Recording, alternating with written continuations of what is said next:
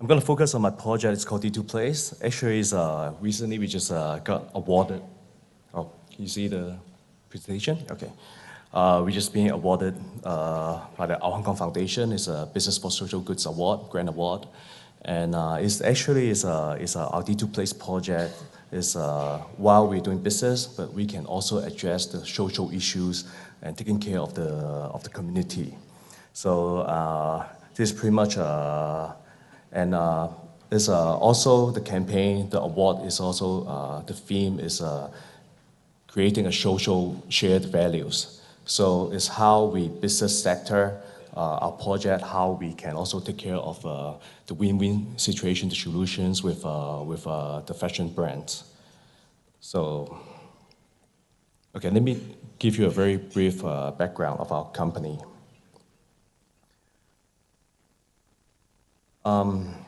We're actually in the manufacturing, in the sweater and textile business, and we also in the retail and retail branding. Actually, I'm going to focus on the D2 Place. It's one of our new retail concept. And also, we're also in the property and real estate investment. And on the side, our company, the CSR initiative, is the Fashion Fund Foundation, which is to take care and to promote the Hong Kong fashion designers going overseas. And D2 Place stands for Designer Stream. And the concept is because of our background, we used to travel all over the world to meet with our clients, with all these fashion brands. We do business with, for example, Gap, Old Navy, Uniqlo, Abercrombie, Carter's, and we have factories in China, Bangladesh, Myanmar, and Vietnam. So pretty much, when I meet with all these fashion brands, fashion labels, after the meeting, I always go check out all these interesting projects in all over the world, and all these fashion events. For example, Trenoy in Paris is a city-wide fashion events, and how they making use of all the architecture and having all this weekend markets, vintage market. And even in New York, they have the New York Fashion District, and how are they making use of the garage market for the weekend. And also in South Korea, the Dongdaemun concept is how they converted the wholesale market into the shopping malls. So actually, it's in the year 2010, Hong Kong with this revitalization scheme for industrial buildings. And because of our manufacturing background, we hold various of industrial buildings in Hong Kong. So back then, I've decided to, hey, Hong Kong, why don't we have something interesting? Why don't we have something very fashionable and just brings all the concept in my mind, and I just converted the building into a shopping mall. And also because of our company background, we always see Hong Kong fashion is a lack of support from the government. And also lack of support from different shopping malls, landlords in Hong Kong. For example, our fashion brands, Bossini and Bread & Butter.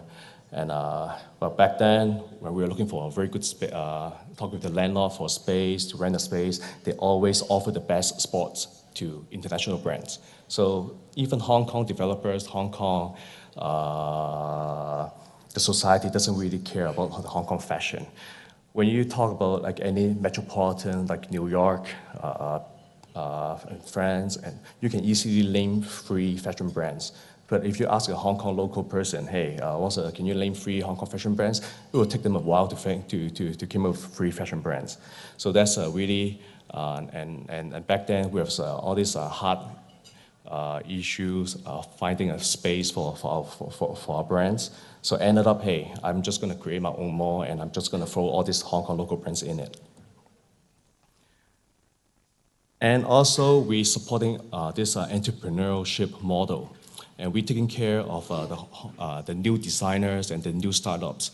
So we start with the weekend market. So every weekend we have a weekend market, and they can just sell their stuff, and they can just test the products.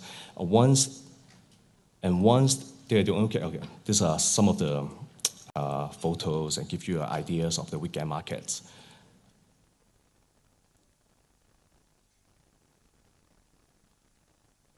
And once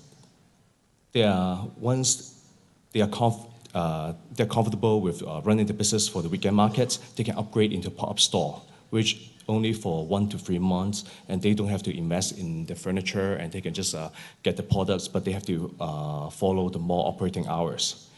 And so this is a scheme that we support the Hong Kong fashion industry, the Hong Kong creative industry, and the new startup and the young entrepreneurs. And these are some of the photos of the pop-up stores. And they can also upgrade into kiosks once they successfully run their pop-up stores. Into kiosks, they have to, it's a 1 year terms, and they have to invest in the furniture. And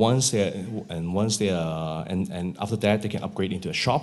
They can really go into a shop, or they can go into our department store, which this department store, we also cooperated with the Hong Kong TDC, the Design Gallery, which are also functioning something very similar. It's like for the Hong Kong local creative industry to sell the product. And we hire the front lines, it's like a department store, and they just consign the product in our department store. And these are some of the hard figures on how many entrepreneurs we have supported and how we invest in the community. And these are some of the successful cases. They upgraded from the weekend market into pop-up store and into kiosk, from a weekend market and pop-up store kiosk into a shop, into flagship store shop. And also we invest in the community because D2 Place is located in Sam Shui Po Cheung Sha Wan, which is one of the lowest income district in Hong Kong.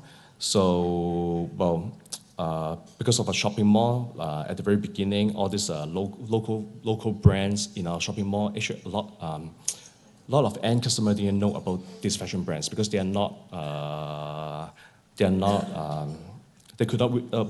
the brand, they're just not strong enough to draw the traffic.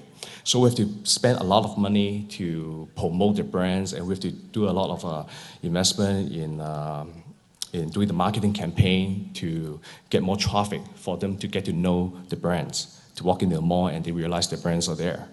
And we organize a lot of activities. We allow art labs, workshops, music workshops, music bands, rooftop concerts, sports events.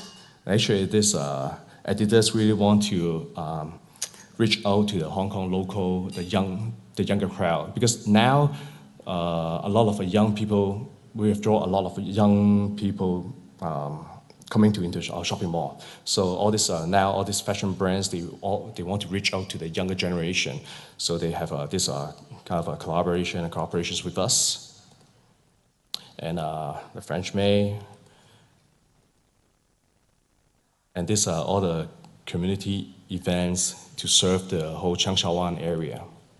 So actually, most of the programs here are for free. And of course, the bigger brands, they want to work with the local and the government. Okay, so it's like events.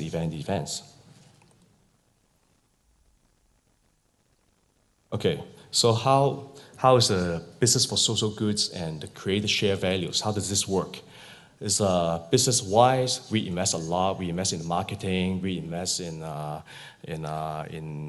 promoting the designers, and we offer this very low rental for this the Hong Kong local designers. But how are we going to make a profit? Creating shared values means we are not just giving. It's like we are win-win situation. So by doing that, we create more traffic, and because they consign, we have this the profit sharing scheme. So ended up when their business are doing better and better, and they can giving us a higher rental. So that's a very, very, very straightforward business model. So yes, once we got this up and coming, then all this media approached us. So we have all this free media and awards. So yes, so this is pretty much the CSV model, and that's the reason why we got this, the BSG award. It's a win-win situations.